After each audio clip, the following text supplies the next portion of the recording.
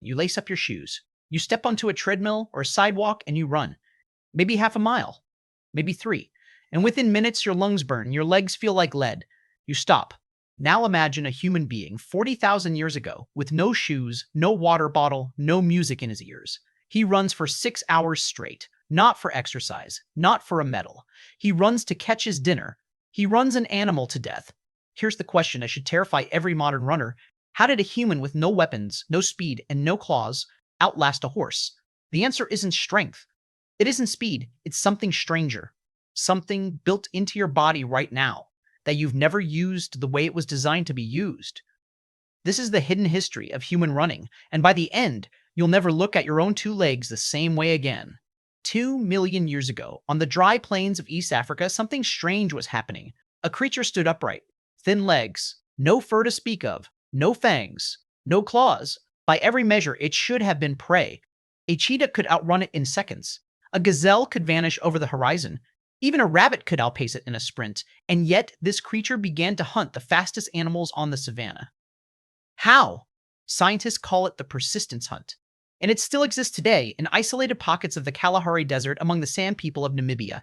A hunter picks a target, an antelope, maybe a kudu, then he starts running, not fast, just steady. The animal bolts, sprinting away in seconds, gaining huge distance. But then it stops. It's overheating. Animals like antelope cool themselves by panting, but they can't pant while running at full speed. The hunter catches up. The animal runs again, panics, sprints, stops to cool down again. This repeats hour after hour. Under the African sun, temperatures can climb past 100 degrees Fahrenheit. The antelope's body starts to fail.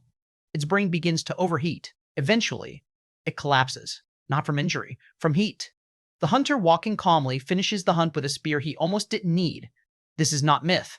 Anthropologist Louis Liebenberg documented this hunting method firsthand in the 1980s, walking alongside sand trackers as they ran antelope into exhaustion under the Kalahari sun.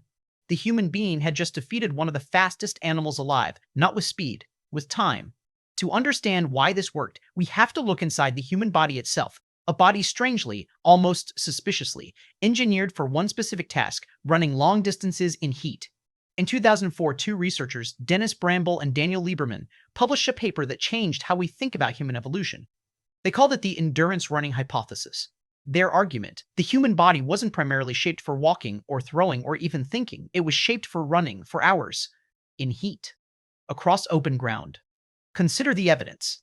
Humans have a ligament at the back of the neck called the nuchal ligament. Apes don't have it. Neither do our closest extinct cousins, the Australopithecines. But it appears in Homo erectus nearly 2 million years ago, precisely when longer legs and a narrower pelvis also show up in the fossil record. That ligament exists for one reason: to stabilize the head while running, so your eyes stay locked on a moving target while your body bounces beneath you. Then there's the Achilles tendon, long, elastic, spring-loaded. It stores energy with every stride and releases it like a slingshot. Chimpanzees don't have one like this. We do. And then, the most underrated superpower in the animal kingdom: human sweat glands. Humans have between 2 and 4 million of them across bare skin. Most mammals cool down by panting, but panting only works while walking or standing still, not while sprinting. Humans can sweat and run at the same time. This single trait meant our ancient ancestors could keep moving under the sun long after 4-legged predators and prey had to stop and cool down. We weren't the fastest animal on the savannah. We were the animal that never had to stop. For hundreds of thousands of years, running was survival. But somewhere along the way, it became something more.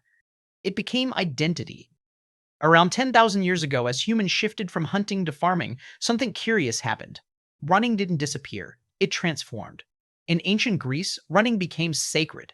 The very first Olympic Games, held in 776 BCE, featured a single event, a sprint called the Stade, roughly 192 meters. Runners competed naked, believing the human body in motion was an offering to the gods themselves.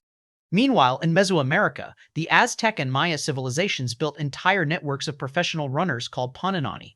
These men could cover over 200 kilometers in a single day, carrying messages, even fresh seafood from the coast to the emperor's table in the mountains, arriving before the fish could spoil. In East Africa, a very different story was unfolding. In the Rift Valley highlands of what is now Ethiopia and Kenya, communities living at high altitude developed something remarkable through generations of daily life. Children running miles to school and back. herders following cattle across vast distances on foot. Over time, this environment and lifestyle shaped populations with extraordinary endurance capacity, a foundation that would echo centuries later on Olympic tracks around the world. And in North America, the Tarahumara people of Mexico's Copper Canyons developed a running culture so extreme it borders on legend. They call themselves the Raramori, those who run fast. Their tradition includes races covering distances beyond 100 miles, run in simple sandals cut from old tires across some of the harshest terrain on Earth. None of these cultures had modern shoes, modern tracks, modern science. They had something else, a relationship with running as identity, ritual, even communication with the divine. Running had stopped being just about survival. It had become who they were. Then came the 20th century, and with it an invention that would quietly change the human stride forever: the cushioned running shoe. In 1972, a young track coach named Bill Bowerman poured rubber into his wife's waffle iron, searching for better traction. That kitchen experiment became the modern running shoe. Suddenly, humans weren't just running, they were running on padded, elevated heels. This changed everything about how we move. For nearly 2 million years, the human foot had evolved to strike the ground on the ball of the foot, or midfoot, spreading impact through the arch, the tendons, the tissue, built for exactly this purpose. But thick, cushioned heels invited a new pattern, the heel strike. Now runners could slam their heel into the ground first and let the foam absorb the shock instead of the body's own natural mechanics. Researchers, including Daniel Lieberman himself, later studied this shift. Their findings, published in the journal Nature in 2010, show that habitually barefoot runners tend to land on the forefoot or midfoot, generating significantly less impact force than shod runners landing on their heels. This doesn't mean modern shoes are dangerous. The science on running injuries is complex and many factors are involved, but it does reveal something profound. We built a shoe to protect a body that had already spent 2 million years perfecting its own protection. And somewhere in that process, many runners stopped moving the way their ancestors once did. So, could an ancient human really outrun a modern human? Here's where we separate legend from fact. In terms of raw sprinting speed, the answer is almost certainly no. Modern elite sprinters, fueled by scientific training, nutrition, and technique refined over a century of competition, are very likely faster over short distances than any human in history. Usain Bolt's top recorded speed exceeds 27 miles per hour, a number no hunter-gatherer society had any means of measuring, let alone exceeding, as far as evidence shows. But sprinting was never the ancient human's advantage. Endurance was. Modern ultramarathon science increasingly supports this. Studies on elite ultra-distance runners and on communities like the Tarahumara show humans possess an extraordinary aerobic capacity for a species of our size and muscle mass, and ability to sustain moderate-intensity movement for hours, refueled by fat metabolism rather than pure sugar-burning bursts. Modern research also confirms something ancient hunters understood instinctively. Humans regulate heat better than almost any other running mammal on Earth. Our nearly hairless skin and dense sweat glands let us dissipate heat continuously, even during sustained exertion, giving us an edge no four-legged predator or prey can match over long distances and high temperatures. In other words, ancient humans weren't faster in the way a cheetah is fast. They were something rarer. They were built to never stop. Every time you go for a run today, you're not doing something new.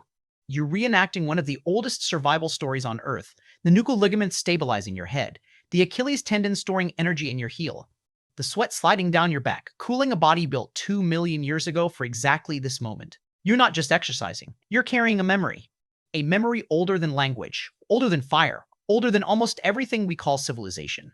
Long before humans built cities, wrote laws, or worshipped gods, we were already doing the one thing that made all of it possible.